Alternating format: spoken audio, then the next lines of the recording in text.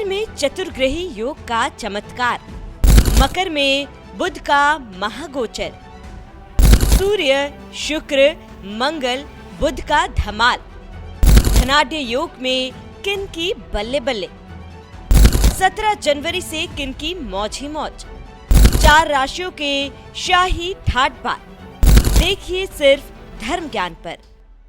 नमस्कार, धर्म ज्ञान के दर्शकों का स्वागत है। कविता राणा मेरे साथ हमेशा की तरह जाने माने एस्ट्रोलॉजर डॉक्टर मयंक शर्मा जी, स्वागत है सर आपका। धन्यवाद कविता जी। धर्म ज्ञान के सभी दर्शकों को सादर नमस्कार। आपका हर पल मंगलमय हो।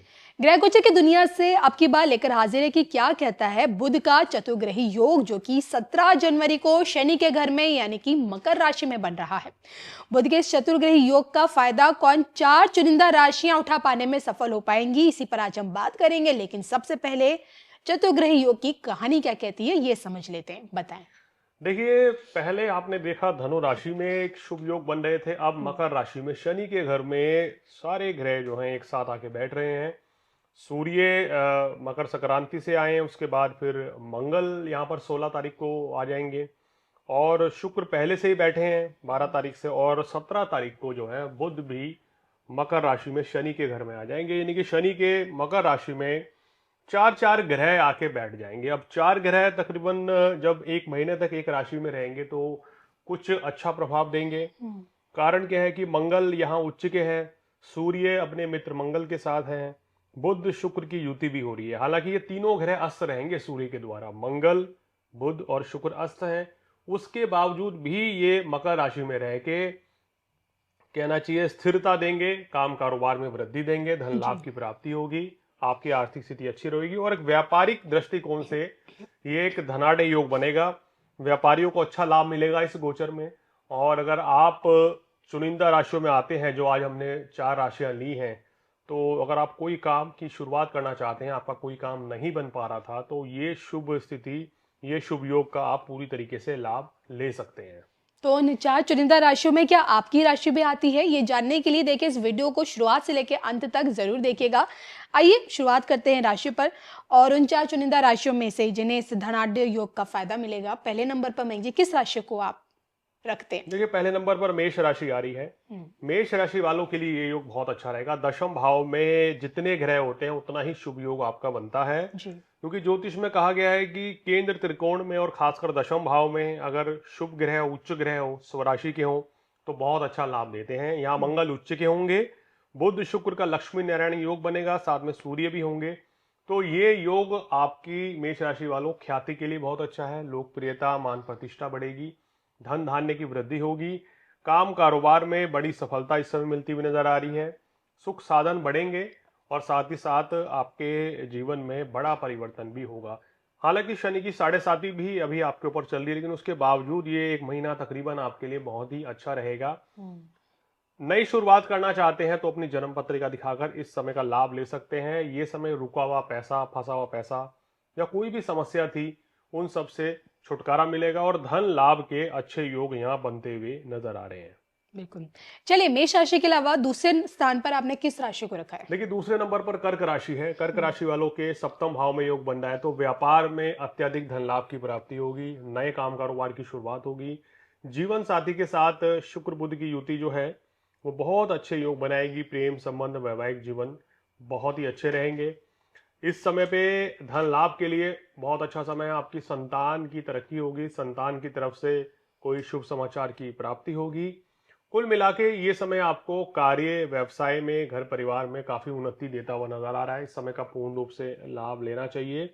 और अगर आप विदेश जाना चाहते हैं या विदेश में रह रहे हैं तो भी आपको काफी अच्छी सफलता मिलती हुई नजर आ रही है।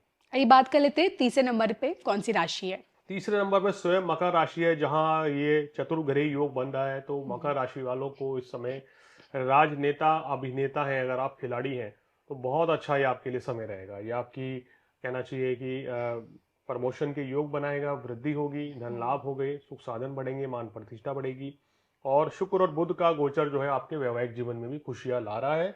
तो इसलिए कोई बहुत ज़्यादा चिंता करने की बात नहीं है। आपको सर्व हित समय चल रहा है, सर्वगुण संपन्न समय चल रहा है, सुख साधन भी बढ़ा रहा है ये समय, और आपके व्यापार में उत्तम लाभ और धन वृद्धि का भी संकेत दे रहा है।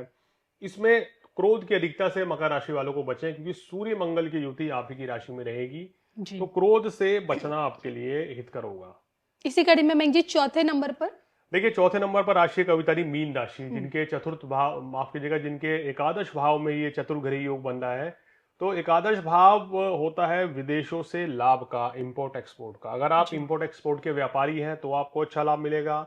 आप विदेश में रहते हैं या विदेश जाना चाहते हैं तो इस समय 1-1.5 महीने के अंदर सुनहरा अवसर आपको प्राप्त हो सकता है। इस समय का मीन राशि वाले फायदा उठाएं, क्योंकि एकादश भाव में जितने ग्रह होते हैं उतना ही लाभ व्यापार में, नौकरी में आपको देके जाते हैं। मीन राशि वाले जो बहुत से लोग नौकरी परिवर्तन की सोच रहे हैं तो ये भी समय उनके लिए काफी अच्छा रहेगा। सुनहरा अवसर है, संतान की तरक्की होगी, मान प्रतिष्ठा बढ़ेगी। और लग्न में शनि जो अनिष्ट फलों को बढ़ा रहे थे, कहीं ना कहीं इस शुभ योग के चलते वो परेशानियां भी कम होंगी। लेकिन यहाँ पर मीन राशि वालों को शनि देव का उपाय करना चाहिए, शनि चालीसा का पाठ करना चाहिए, जिससे कि जो भी परेशानी, रुकावटें, अड़चने शनि देव के चलते आ रही हैं वो दूर हो जाए और आपका जीवन जो है वो खुशियों से भर जाए। बिल्कुल। तो मैंग जी से जानने की कोशिश की कि किस प्रकार से शनि के घर में यानी कि मकर में बुध का चतुर्ग्रही योग आप लोगों की जिंदगी में किस तरह से चौतरफा खुशियां लेकर आ रहा है। चार चुनिंदा राशियां मैंग जी से जाना, और जाते जाते मैंग जी मैं आपसे ये भी जानना चाहूंगी कि आखिरकार बुध को एस्ट्रोलॉजी में इतनी इंपॉर्टेंस क्यों दी गई है। देखिए, बुध कहते हैं ना कि एक ऐसा ग्रह है जिस ग्रह के साथ बैठता है उसके साथ बली हो जाते हैं, क्योंकि राजकुमार है। और ज्योतिष में बुध को धन का कारक माना गया है, व्यापार का कारक, शेयर मार्केट, गणित का कारक है, ज्योतिष का कारक है।